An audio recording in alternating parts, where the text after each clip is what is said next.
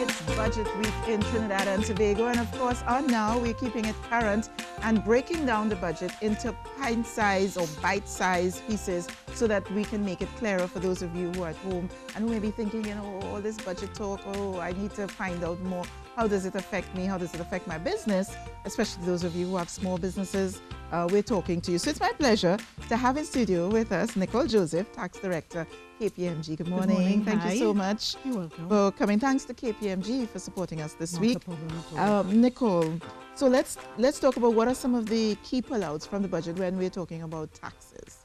All right. The Honorable Minister recognized that over the last 2-3 years, he's increased several taxes from the levies, the corporation tax, the tax for financial institutions. There were some adjustments to VAT whereby a lot of the zero-rated food items became standard-rated, even though the rate of VAT was reduced to 12.5%. So he recognized that he probably, increased as much as he could. So this year for fiscal 2019, he said no new taxes. He did, however, yes, I was pleased as well. But he did make several adjustments with respect to, easing the burden for certain other provisions, like, for example, stamp duty for first-time homeowners. Yes.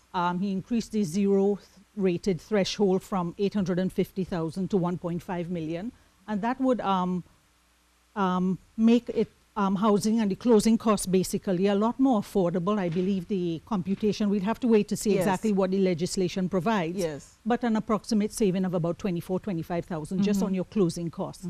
And hopefully that would tie in with all the other initiatives for the construction sector and also housing for low and middle income earners. So that would tie in nicely so that once the houses are constructed, then you would be able to access also because concession. Your costs would be lower. Yes.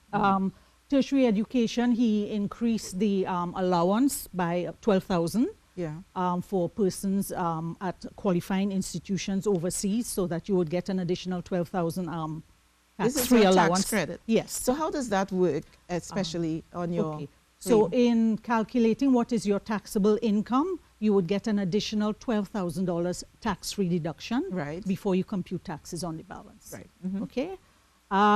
There was also an initiative for a foreign tax credit for manufacturers, and I think essentially that would be in the non-energy sector, which is according to what he said. Property tax, nothing new, but it's intended to be collected. All the assessments would be issued by 2019, so that should be in full effect. I read somewhere, though, that there was some concern. People were thinking it might be retroactive, maybe to 2016. But I believe there was some clarity that it will be from the way forward, 2019. Yes. They did amend the legislation because prior to last year, it was actually the period where there was no property tax was up to 2016. Yes. It was amended, having recognized that they didn't collect it in 2017. It was amended to extend that to 2017. The Honorable Minister actually indicated that there would be no retroactive and it would be collected hopefully from 2019. And I believe the intention is in phased stages.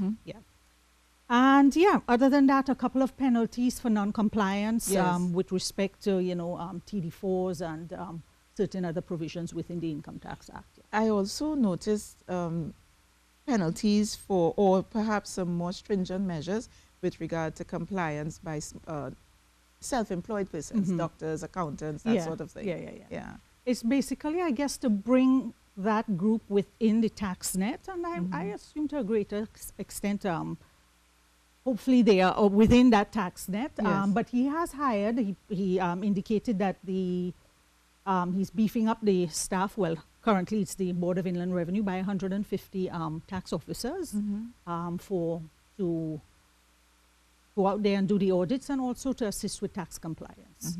In terms of corporation tax now, any movement there that you want to draw attention to? No, that was one of the ones that he increased last year from 25%.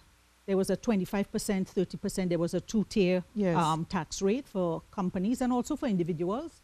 And he increased that effective 2018. But I think commercial banks too were affected. Well, commercial banks went from that two-tier to a flat rate of 35. 35%. And Is that was an, effective so 2018. So that's an increase for the banks? Oh, yes, yes, yes. Do you think we'll see an increase in fees, though? Do you think that will be transferred to the ordinary man in the street? Generally, they would. They tend to say that maybe in terms of the fees, what the banks actually charge. Yes. I don't know how much it could extend towards the interest charges, because that's probably dictated by something else. Right. But we will wait and see. We have to wait and yeah. see, yeah. But I don't think they were pleased generally with that increase to 35%. So No one who has business is, well, is very but that was just pleased for the with- banks, though. Yes, yeah. But other than that, Yeah. a flat rate of 30% for companies now, Yeah. effective 2018. It'll just be a marginal increase, really, because it was only the first million that was at 25%. Right. Now, Yeah. we have just about 50 seconds left. Okay. What about inelastic versus elastic goods? So alcohol, cigarettes, any movement there at all? You tend to think that that's where you'd want to go to Yeah. to collect taxes, Yeah. because people would buy regardless of the increase in price. Exactly. So the last time, I think, was about 3 to 4 years ago, where he increased it, I believe, on tobacco. Right. And he acknowledged in a forum recently that he didn't seek to increase that because generally doesn't raise any additional taxes. Yes. Yeah. So Well, I guess people would be happy for that. happy for that. Yes. But we're still looking at the price of fuel. Super. I know some premium car drivers have switched from the premium to super. So yeah. maybe that's one of the incentives for increasing the fuel there, because most people tend to use super now. Yeah. Yeah, but he also recognized that the subsidy is costing over 700, 800 million, million. And if the price of oil continues to go up, then that fuel subsidy would actually cost him over $1 billion. Right. And he acknowledged that this is not money that he has to spend. Okay. So, Nicole, yeah. Joseph, thank you very much for coming in studio this morning, breaking it down, making it understandable to everyone out there. That's what we do on this program right about now, though.